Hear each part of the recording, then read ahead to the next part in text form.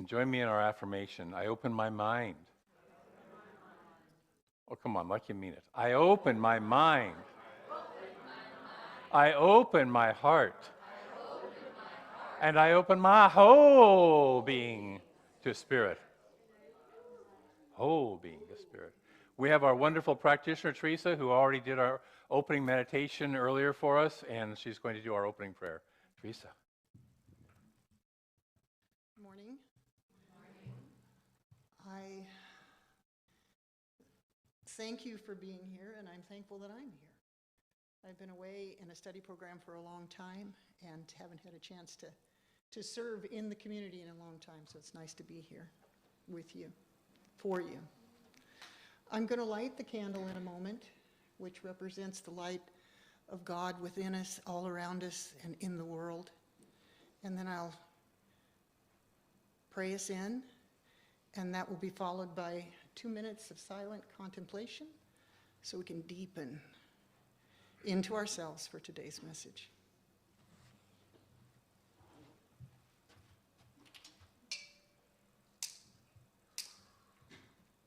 I light this candle in faith, in knowing, in love, in peace, and in joy.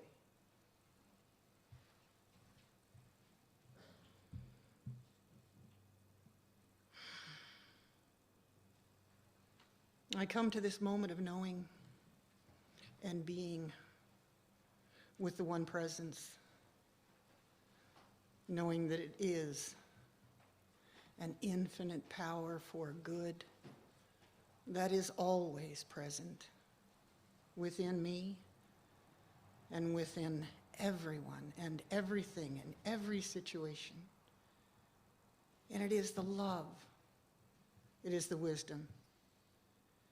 It is actually the physical life that we are, this one. It provides all and everything because it is all and everything. And as I know this and feel this in my heart and my being and let it come forward and flow through me, then I know, without a doubt, without a question, that my life is on purpose. And that purpose is to be that love, that good, that infinite life in all ways. And so I know that as I go forth in this knowing, then it shows up in my life according to its nature.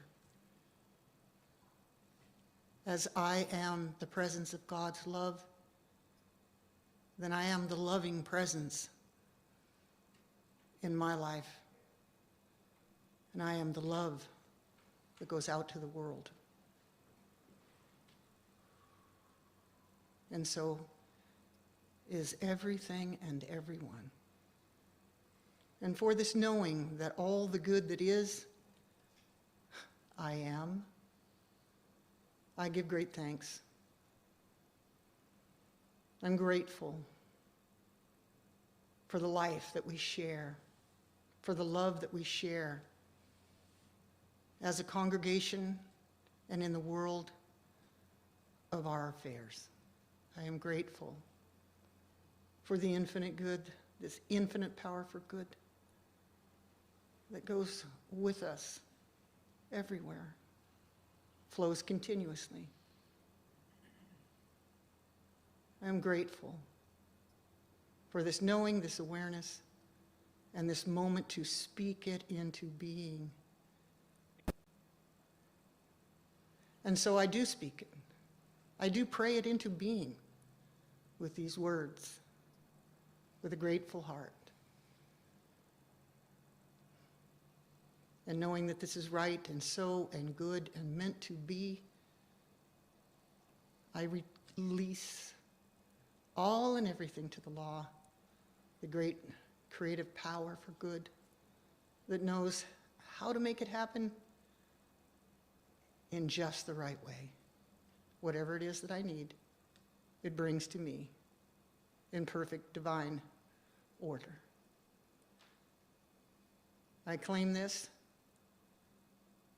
and I say, and I ask you to join me in knowing, and so it is.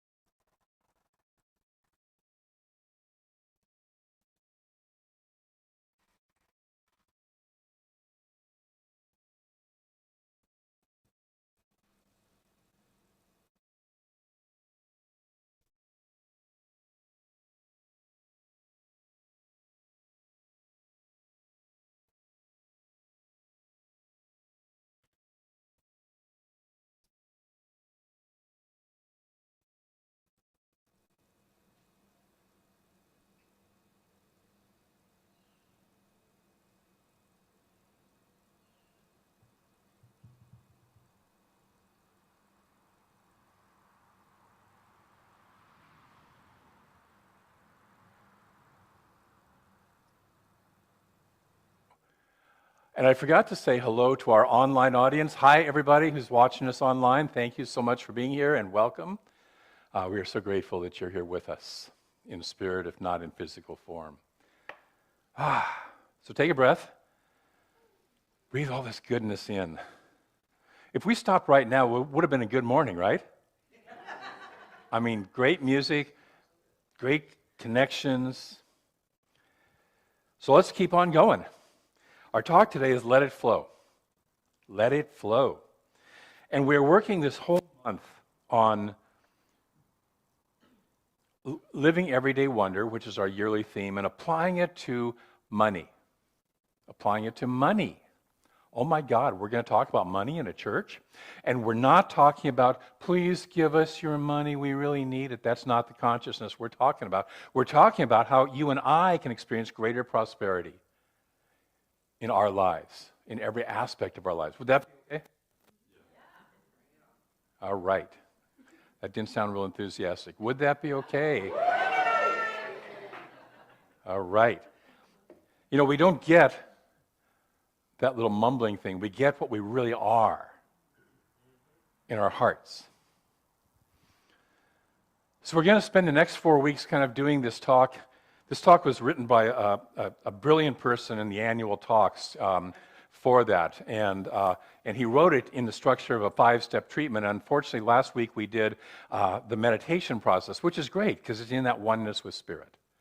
But I'm going to cram 5 steps into 4 weeks because I really admire the person who wrote this talk a lot. Was that you? It would have been me, yes.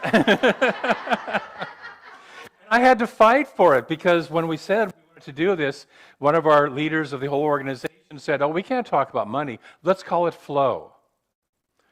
Which was funny because at the time I was getting a phone call from the executive director because they wanted to buy this retreat center down in Vernonia, Oregon. And she wasn't asking me for flow.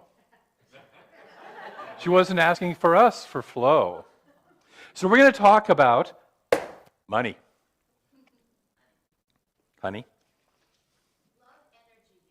It is. So when we acknowledge step 1, we are swimming in the ocean of in an infinite ocean of good. We're swimming in an infinite ocean that God is. Imagine that for a moment. Imagine yourself immersed in the infinite love, the infinite good, the infinite joy, the infinite wholeness, abundantly expressing that God is. Here's the truth. You might be imagining it, but it's the reality. We just have to remember that.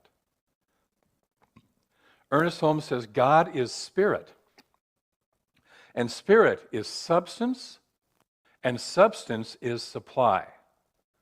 Now, that's a slightly convoluted statement, so let me break that out a little bit in a little different language. A quantum physicist today might say, spirit is the infinite field of possibility, the energy of all possibility. And substance then is supply. In other words, we get to chunk that down by our choice into how do I want it to show up. And of course, it'll show up in any way we say to chunk it down into, right? Because the universe only says yes to us. So he goes on to say, this is the keynote to a realization of the more abundant life, to the demonstration of success in financial matters. It's this awareness that we are playing in a field and creating in a field of infinite possibility, infinite supply, infinite substance. Breathe that in for a moment. Expand yourself. Let your breath expand your body and your cells. This infinite substance is all that there is. And the most direct approach to prosperity, of any kind of prosperity, is through the absolute. When Jesus said, seek first the kingdom of God and all else will be added unto you, this is what he's talking about. Why? Because all is God. I love Joseph Campbell says that God is a word referring as past anything that can be conceived of or named. Whatever idea you and I have of God, it's not big enough. By the way, whatever you and I have an idea of ourselves as is not big enough because we are that infinite presence in form. All physical appearances, money, houses, cars, lovers, all of it are within this infinite presence. We call it God, but it's not some big guy in the sky. It's this infinite beingness, this infinite wholeness, this infinite oneness. It is we who perceive the world as a duality separated from the oneness, and it is we who make labels such as, oh, it's spiritual, oh, it's material, and then judge one as better than the other. We do that because in oneness, there's no distinction. There's no judgment. It doesn't care. It's just being itself. The universe is just expressing its nature, and it expresses that nature as abundance. Have you noticed? Have you looked at the stars lately? Have you looked at all the abundance around us? The universe expresses abundantly and as abundance.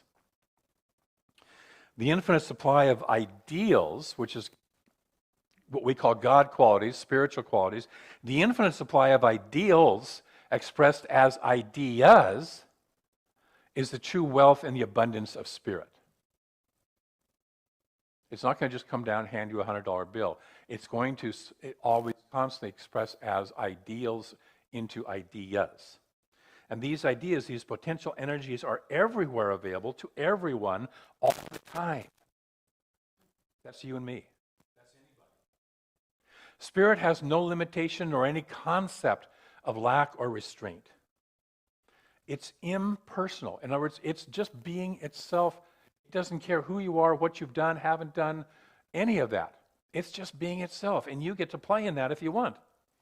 It's we who've made up all the ideas, rules, and restrictions, and that there's a desire for suffering, and we have to earn our way back to God, and we live in lack. We've made up all that junk. We believe that this is more pleasing to this God of our own creation than what is reality. People once worshipped the sun as God. Remember that? People once worshipped the sun as God. And they created rules and sacrifices and processes for beseeching the sun for greater good, but it's doesn't care. The sun is just being itself. It doesn't say, I'm going to shine on you and I'm not going to shine on you. It doesn't do that. It's just being. And God, infinite presence, is just being. It can't withhold from anyone. God is all in all. God is all in all. It is both desire and fulfillment. It is both prayer and its answer. It is both idea and its manifestation. It is all of that. You know, some of you know that I like the Hindu god Ganesha, who's the god of wisdom. And Ganesha is also known as both the placer and remover of obstacles. Isn't that interesting? Placer and remover of obstacles. And in the process, we gain wisdom. So God is all in all. There's only one mind. What we perceive as your mind and my mind is actually just the one mind individualizing. Take that in for a moment. We all think we got a mind. We have an individualized use of the mind, but there's only one mind.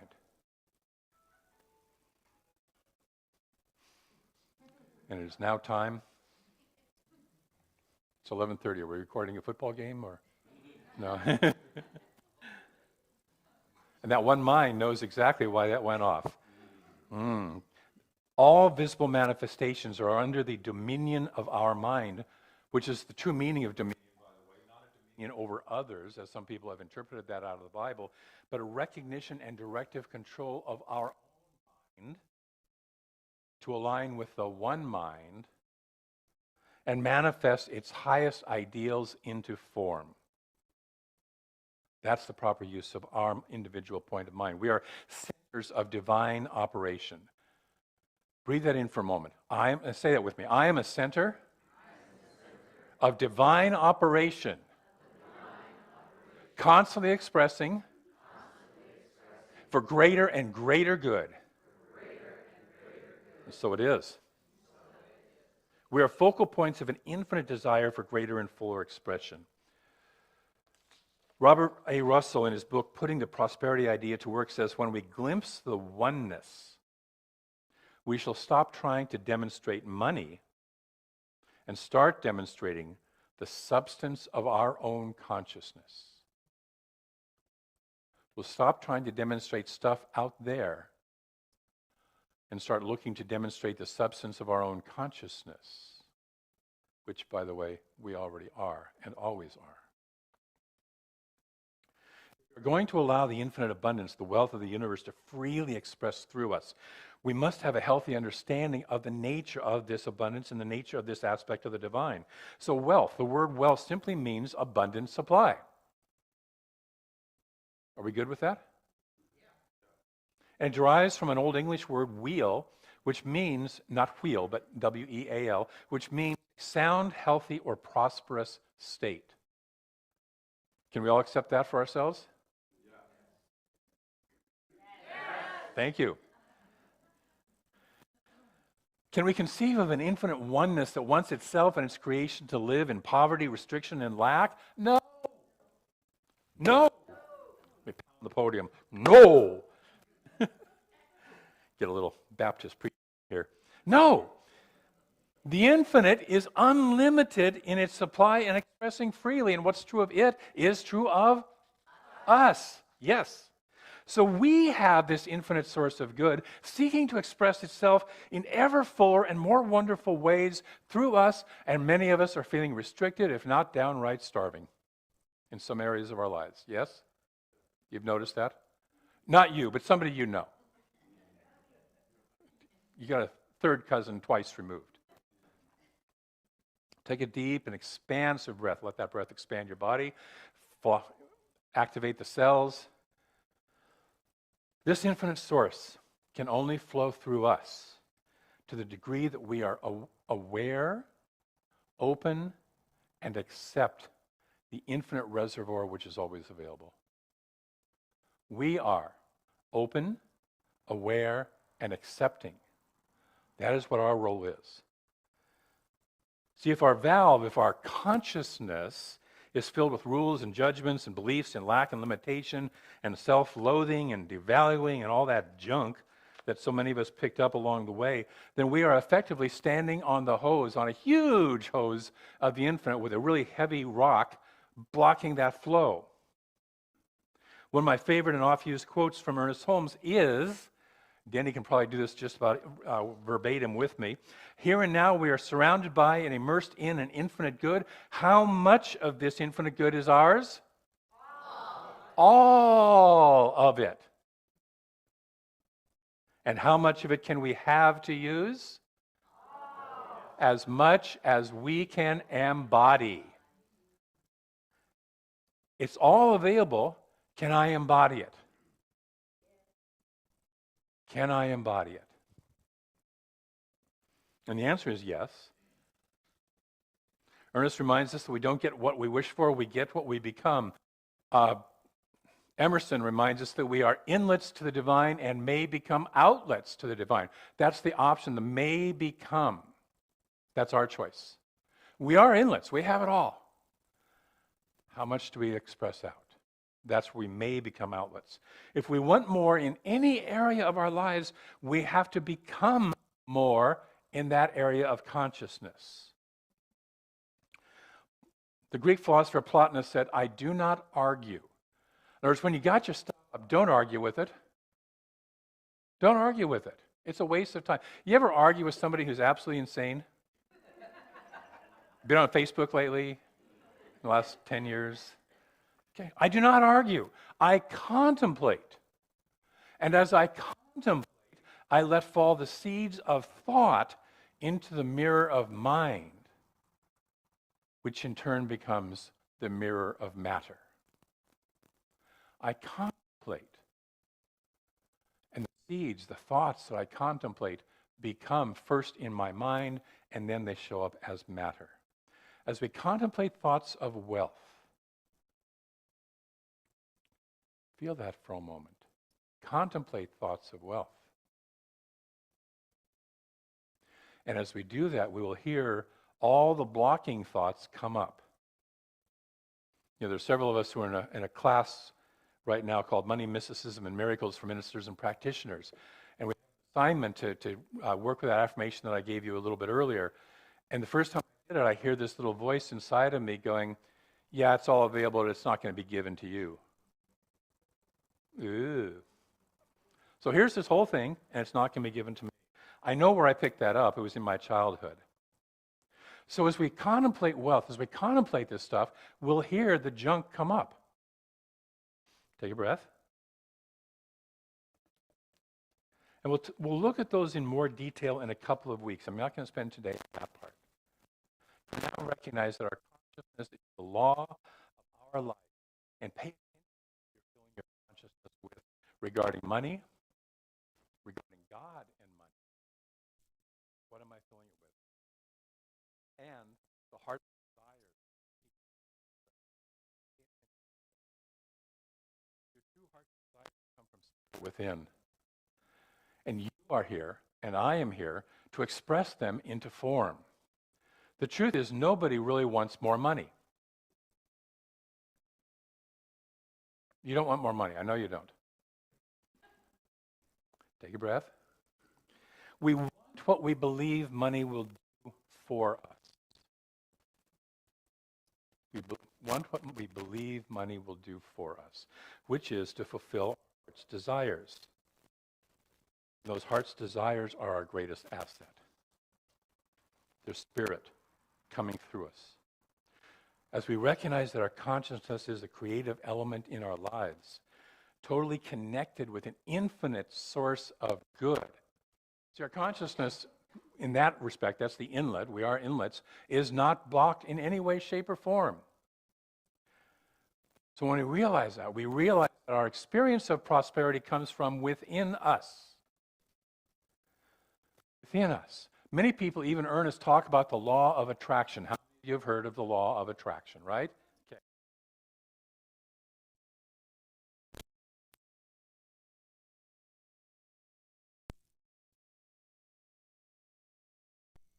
To magnetize my good to me. But the real law is the law of radiation. What I am within radiates out into form. It might look the other way, just like it looks like the sun is rising and going across the sky and setting, right? We all talk about sunrises and sunsets, but what's really happening is The sun is the same in a relative way, but we rotate, to paraphrase Pink Floyd. I remind us of Robert Russell's quote, when we glimpse this oneness, we shall stop trying to demonstrate money and start demonstrating the substance of our own consciousness. The divine nature creates what it wants with no restrictions. We're here to enact that nature in form, in human form. There's a mystic named Vivian May Williams who wrote, "We cannot possess money." And I want you to think about that, possess money. See, most of us have money run through us, but we don't energetically own money. The bank owns it. Our spouse owns it. Whoever. She says we cannot possess money until we perceive that the substance of our own form or identity is the same substance or wealth of which money is the identity. See, you and I have an identity of ourselves in form, and there's an identity in the universe known as money. And it's all the same identification process. It's just a different form of that. She goes on to say, if you believe that you are spiritual and money is material, you separate yourself from it by accepting such a belief.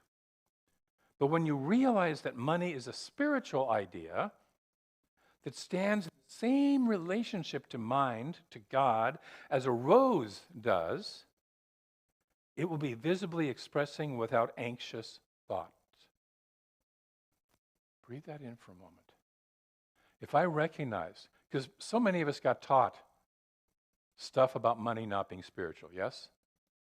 And wanting money not being spiritual.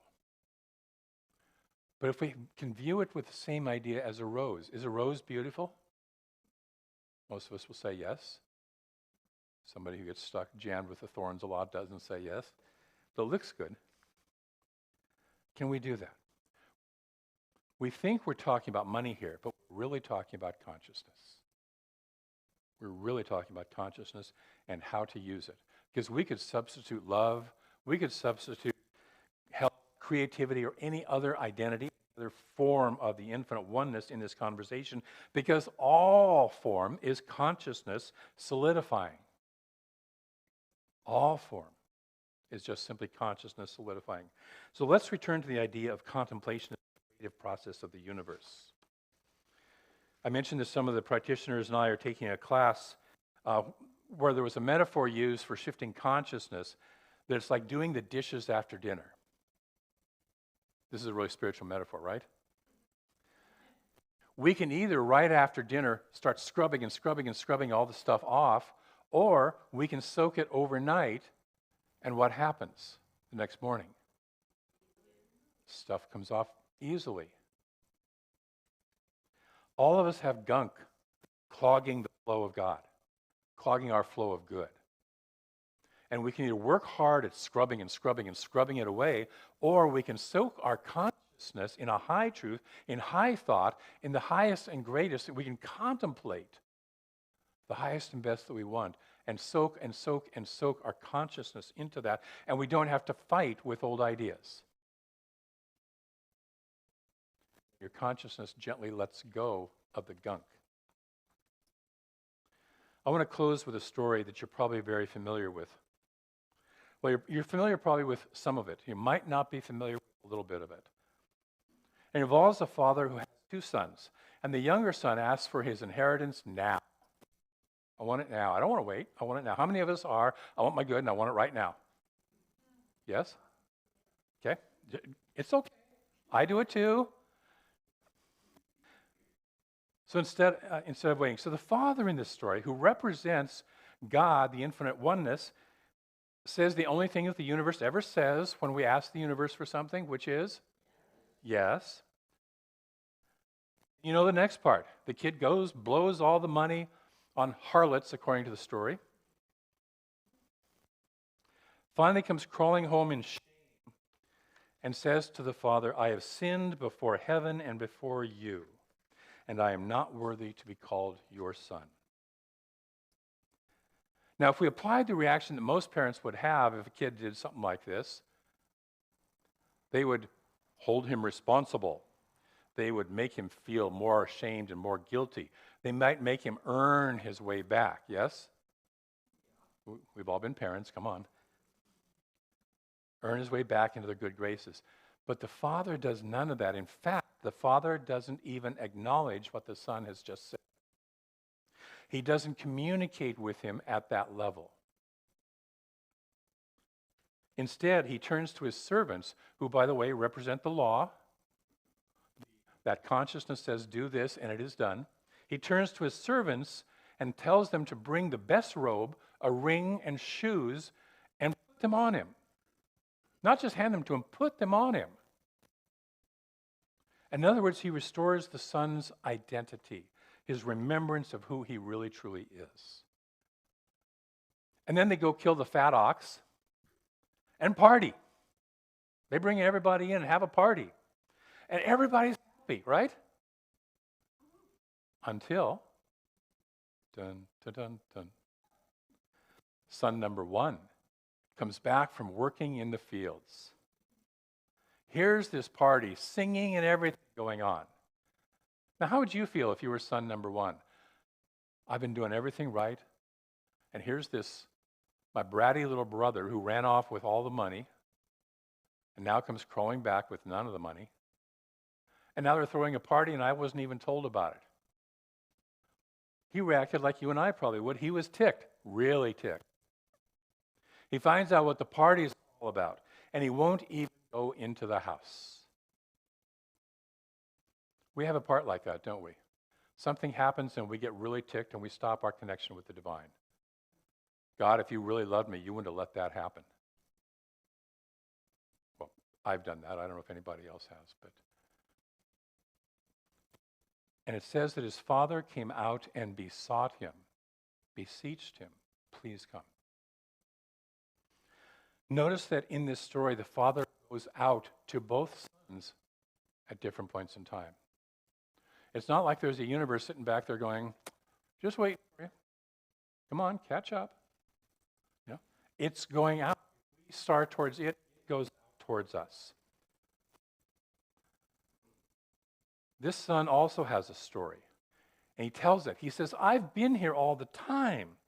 I've never disobeyed you, yet you never even gave me a kid that I might, that's a baby goat, not one of the people over in our youth program, that I might make merry with my friends. In other words, I've been a good boy all the time, and you never gave me a party. You want some cheese, fat wine? The father does not say that. The father gives an interesting reply. He says, you are always with me, and everything I have is yours, including the kid to have a party with. The implication is you've never asked. You've never called upon it. You've never said, this is what I want. You never claimed what was yours by right of consciousness. It's not enough to know that we live in an infinite abundance. That's like a painter sitting with all the tools and everything of painting and doing absolutely nothing with that. You know where I got that. We must act as centers of divine operation. That is what we're called to do. We must not just know about a principle, we must apply it. We must live it. We must be it. So I'm going to invite you this week to do that. Your practice this week is awareness. Awareness. And most of you have heard my little Zen story about the monk who asks the teacher, what's the first step on the road to enlightenment? And he says, awareness. Well, that's great. That's the first step. What comes after awareness? I've been doing that. What comes after that?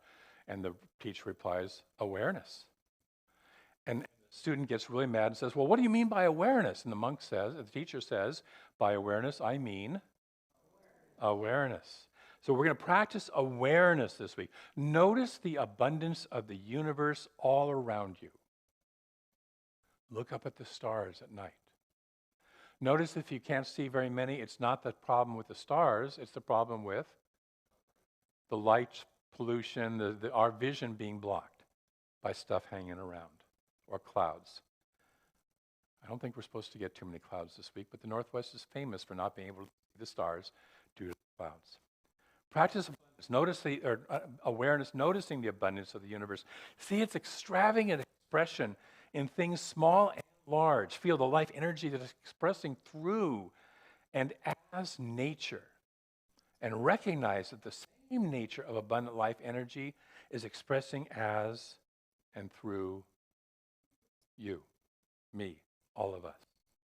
And then practice contemplating the infinite wealth of the infinite presence and your presence within that presence. Soak consciousness in thought, in high thought. That's your practice this week. Are we good with that? Wonderful. So as we soak in the consciousness of wealth, I do have an affirmation, don't I? Is it up there? Say this with me. I let the universal abundance flow freely in my life now. Whose life? My life. Let's say it again. I let the universal abundance flow freely in my life now. So as we're soaking in this consciousness of wealth from the CSL community, because we're engaged in our annual prosperity drive, our annual conscious giving drive. And so many of you were at the party a couple weeks ago and for that. And so Buffy Fink is first going to talk to us about what's going on with that, and then she's going to invite up Scott to talk about why he supports this community. So Buffy. Thank you. Good morning, everybody. Good morning, everybody. I don't know who you are, but I know you're there, and I'm so grateful. Could you hand me my water bottle, please? It's underneath there. Right. You're welcome. All right. Our host and hostess, Ross and Terry, are out of town this week, and they will be back to entertain us next week. If you were at the party, you'll know that they provided very ample masters and mistress of ceremonies. We had a good time together. We had about 48 people. We all fit in this room. We had beautiful tables, and it was a lot of fun. And we collected pledges from our community members. And we have this, I'll bring it over to the camera, which we will be coloring in as we go up the scale. The budget at the top, $175,000. That's what we're aiming for. That's what we will have, right? Right. All right. And more. Yes. It's open at the top. You know, you've heard that expression. We, as David said, want to step off the hose, and we are stepping off the hose. This is an example of stepping off the hose, being here in this place. So Scott's going to share his experience with stepping off the hose.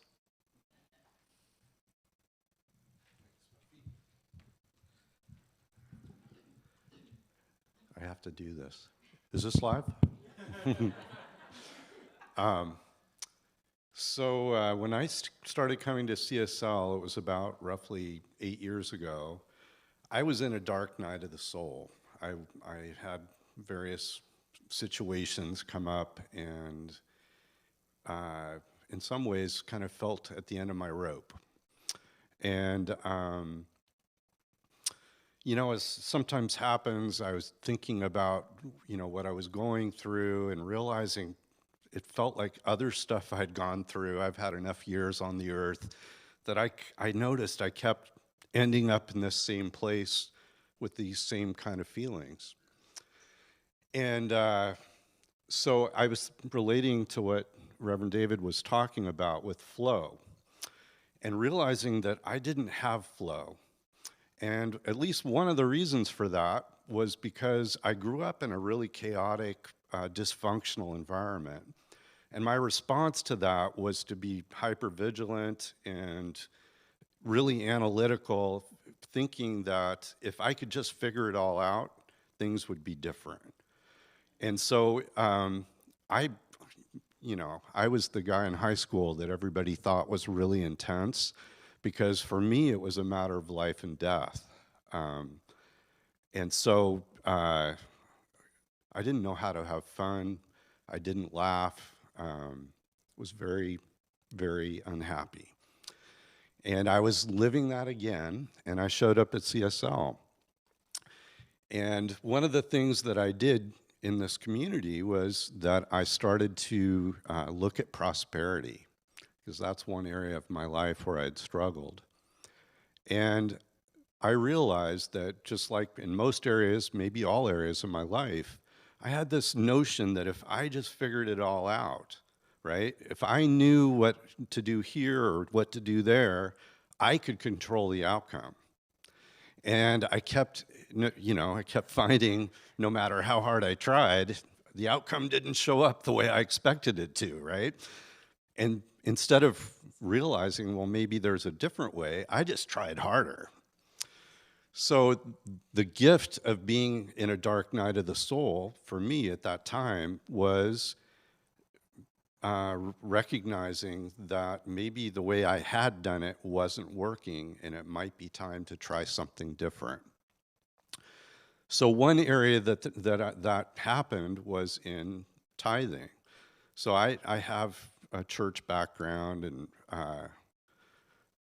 pardon my French, but I thought tithing was bullshit and didn't want to buy into it. I thought it was just a way to manipulate me and coerce me into giving so that the church could do whatever it wanted to do. So I was very opposed to it, didn't buy into the idea, and I guess the short answer is I was resistant. So as I was taking a class, it was called Prosperity Plus. That class, it's a really great class. It's offered here from time to time, and if you decide that you want to look at that part of your life, I'd highly recommend it. It was really awesome. But what happened for me is I realized that by giving, I was allowing the universe, I was allowing God to return to me. And by not giving, that was me trying to be in control. And it was an obstacle for me experiencing a partnership with Spirit and with the universe, because I'm thinking, well, if I just manage my money right, everything's going to be there and everything will be fine. So the odd thing is, in changing my perspective and being willing to give, my life actually is transformed. And in the class, they look at 4 different areas, your work, personal relationships. I'm probably going to forget them all, so I'll look to time and money freedom and health. So some of those I'm still working on, certainly haven't arrived there, but in terms of my finances and I have a wonderful wife, which I'm very grateful for. She's a really awesome person, and so I have abundance there. I also have abundance, like in the last few months, my work, I'm going back to school, my work elected to pay 3/4 of my tuition, which is over $2,000 a quarter. I have a different situation at work where, because of health things that I'm working through, the universe made it so I could take paid time off, right? I mean, you could look at the circumstances and go, well, there's, don't over spiritualize, right? But the reality is, here I'm getting paid to take time off because of my health. I'm being paid for that. Wow. So I'm going to close just by saying, by not feeling like I have to know and make the choice, and rather just take my foot off the hose and allow the flow, that's when things started to change. That's when they really, really started to shift. And so just really grateful for how this community contributed to that for me. And so thank you.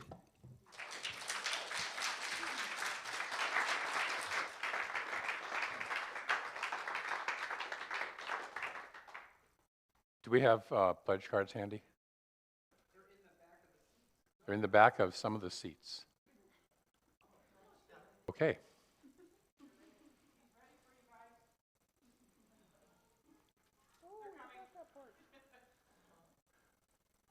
So stay with us for a moment, online audience. Our collectors left before they could get the collection blessed. But while they're coming back in, let us just say together our affirmation, which I skipped over. And it's up there, yes. The love, infinite love through me, blesses and multiplies all that I am, all that I have, all that I give, and all that I receive abundantly. And we bless these gifts with that consciousness of love. Thank you so much. I love it. You know, this morning I got up and I was in my office and I said, oh, darn, I didn't put up the screen. You can stay here. I didn't put up the screen, that I have as the background behind me when I do Zoom. And then I realized, oh, I'm not doing Zoom today.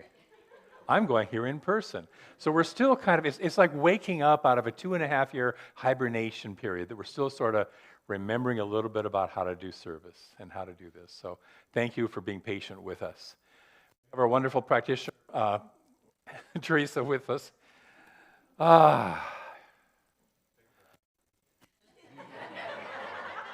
know who she is. You know who you are. Do I know who I am? I'm God informed. Thank you very much. Yes. Just a little bit too infinite at the moment, so we're focusing back down into this.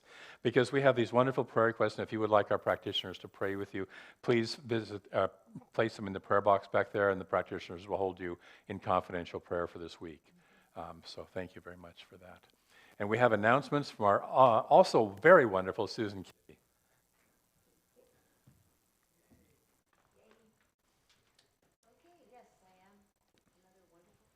I need to do this? Yeah. Here we go. Thank you, Brent. Yes, and good afternoon. Although it says good morning, I'm editing this little script here. That's fine. My name is Susan Kibbe, and I am with the announcement team. Our October newsletter is on the website, cslolympia.org, which is typical. The first meeting of the new season of the Women's Circle will be this Saturday, October 15th, from 1 p.m. It says 12. Thank you. From 12 p.m. to 3 p.m. Is that right?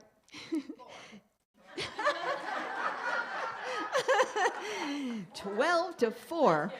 All right.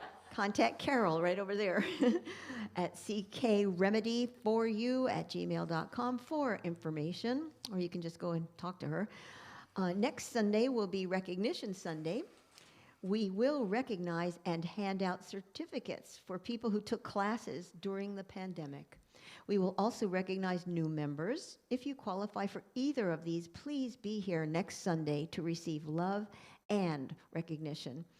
Our third Sunday World Peace Meditation will be here next Sunday from 6 p.m. to 7 p.m. A time for meditating on peace within and in the world, along with contemplation, discussion, and sharing on how to be an agent of peace in the world.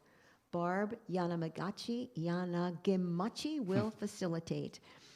In the last couple of weeks, we welcomed new co-teachers to our growing youth and family program. Several once per month positions are still available. Help us create a solid program for all ages. Contact our youth director, Adrian, for more information and free training opportunities. There are 2 positions open on council. If this calls to you or you want more information, please contact Buffy Finkel or Reverend David. Today's talk will be available midweek as a podcast on our website. Our Sunday affirmations and spiritual practices are posted on our Facebook page, CSL Oli.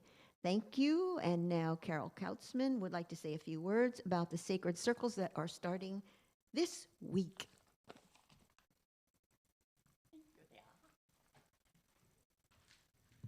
Sacred circles, many of you have been attendants, and many of you have never been. So I would like to just say a few words about them. They've been available to sign up for the last 3 weeks, but there's been some complications in getting that message to you. And out in the back, just around to the left of the door, are places where you can sign up to join a circle. And these will be held in different members' homes. They're small groups which meet to work with a particular book usually, and this time it is called The Wisdom of Money by Alice Bandy, who has some really wonderful ways to look at prosperity. And money is one of the ways to be prosperous. So we have 3 different groups that will meet, one on Tuesdays in a home from 3 to 5, and one in the evening from 7 to 9, and another one on Friday from 2 to 4. I believe that's correct.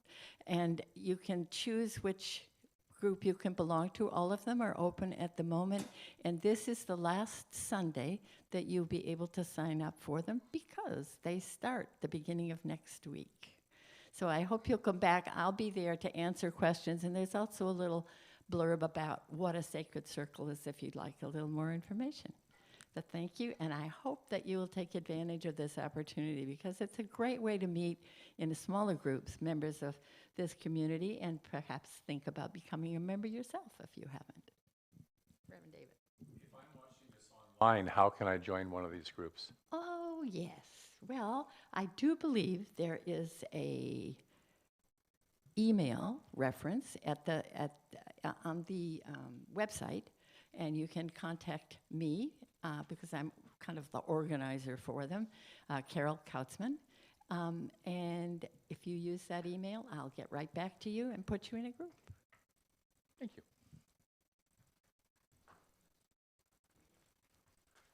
Thank you. We can applaud, it's okay. And then I want to do a quick announcement that I'm going to do a spiritual mind treatment workshop, a 2-hour workshop on spiritual mind treatment on Sunday, November the 13th after service, 1:30 to 3:30. It's free. And I invite any of you who think you're experts at spiritual mind treatment, have never heard of and want to learn about spiritual mind treatments, and any point in between, please join us for that workshop. So thank you. All right, we have our wonderful youth coming up. We have our wonderful youth coming along. As they're coming up, I just want to say thank you to everybody who's helped to co-create this service. Thank you to our fabulous musicians.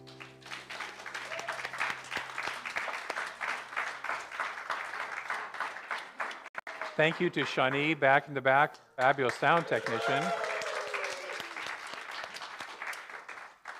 Thank you to Denny, who runs the slides and keeps everything going. Thank you to our announcer, Susan Kibbe. Thank you to Buffy for handling that process. Okay. Go ahead. You do your thing. And thank you to Sandy Dell, who's online, making sure that everything is facilitated well. And thank you to our practitioner, Teresa Bielenberg. And thank you to our youth coordinator, Adrian Cherry, and her volunteer, Jen Howie. And you have something to share with us, right? We learn to try new things and to follow our dreams by thinking about the positive thoughts, not the negative thoughts, so we can actually follow our dreams. Yay. Thank you. And what's your name? Heidi. This is Heidi. Thank you. All right. Let's do a circle up. You can hold hands if you feel comfortable or not. And we'll do our closing song. Actually, I'll do a prayer first.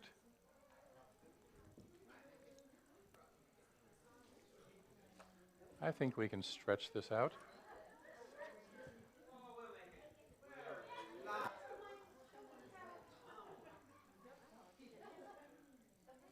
So look around at the faces of the divine